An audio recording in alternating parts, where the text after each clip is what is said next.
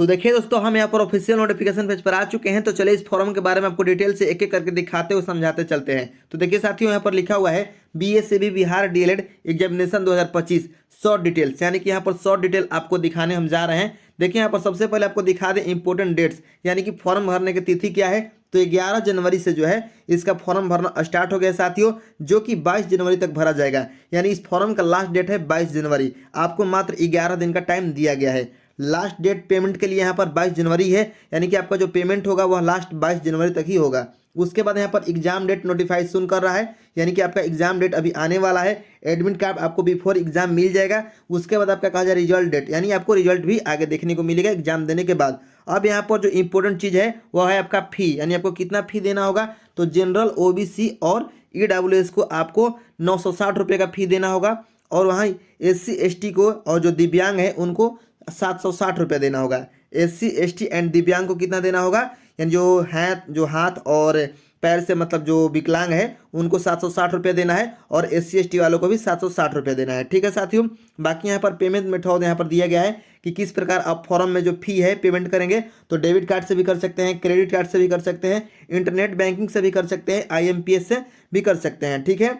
उसके बाद यहाँ पर कहा जा रहा है मिनिमम एज, आपका एज कितना लगेगा। तो 17 साल। अगर आप 17 साल के हैं, ठीक है, तो आप इस फॉर्म को भर सकते हैं। ठीक है साथियों। मैक्सिमम एज की यहाँ पर कोई भी आपको इशू नहीं किया गया है, यहाँ पर कोई भी मैक्सिमम एज नहीं मांगा गया है। अब यहाँ पर आपका एजुकेशन क्वालिफिकेशन की थोड़ा सा हम बात कर लेंगे।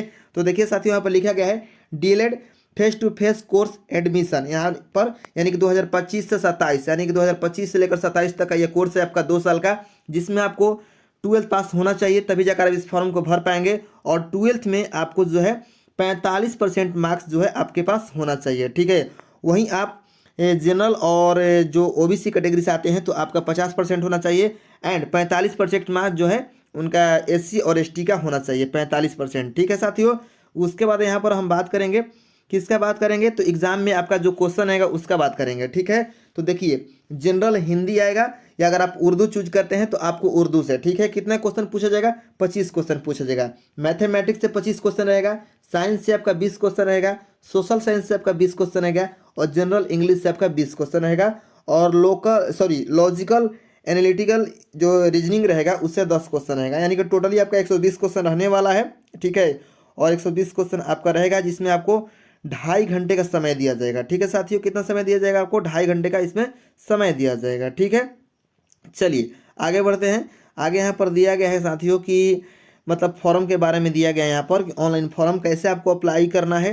तो बीएससीबी बिहार के जो पोस्ट है वहाँ पर आपको अप्लाई करना है। वहाँ पर जो साइट है बीएससीबी के, देखिए यहाँ पर लिखा हुआ है alternatively visit the official website BSCB Bihar to complete the application form process online. ठीक है। उसके बाद यहाँ पर कहा जा रहा है कि एप्लीकेशन बिफोर द डेडलाइन 22 जनवरी, यानी आपको 22 जनवरी से पहले फॉर्म भर लेना है। अब यहाँ पर क्या क्या डॉक्यूमेंट्स लगेगा फॉर्म भरने के लिए।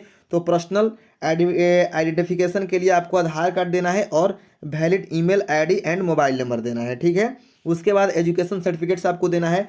10th का जो बोर्ड एग्जाम में मार्कशीट है आपके पास, और पासिंग सर्टिफिकेट वो आपको देना होगा। 12th में आपका जो मार्कशीट है और पासिंग सर्टिफिकेट जो 3 साल पर मिलता है वो आपको देना होगा। ठीक है। और एडिशनल सर्टिफिकेट्स में आपको क्या क्या देना होगा, कास्ट सर्टिफिकेट देना होगा, यानी कि जाति प्रमाण पत्र देना होगा, इनकम सर्टिफिकेट यानी कि आय प्रमाण पत्र देना होगा। उसके बाद आपका डोमिसाइल सर्टिफिकेट, उसके बाद में यानी आपका जो है निवास प्रमाण पत्र देना होगा, और PWD यानी कि जो आपका दिव्यांग वाला सर्टिफिकेट होता है वो आपको देना होगा। फोटो एंड सिग्नेचर आपको लगने वाला है। यहाँ पर कहा जा रहा है कि recent passport size colour photographs and आपका स्कैन सिग्नेचर होगा। लेफ्ट एंड राइट हैंड आपका फिंगर होगा यहाँ पर, थंब इम्प्रेशन। ठीक है। उसके बाद अदर डॉक्यूमेंट्स में जो है आपका स्कूल या कॉलेज का लिविंग सर्टिफिकेट है वो भी आप देख सकते हैं।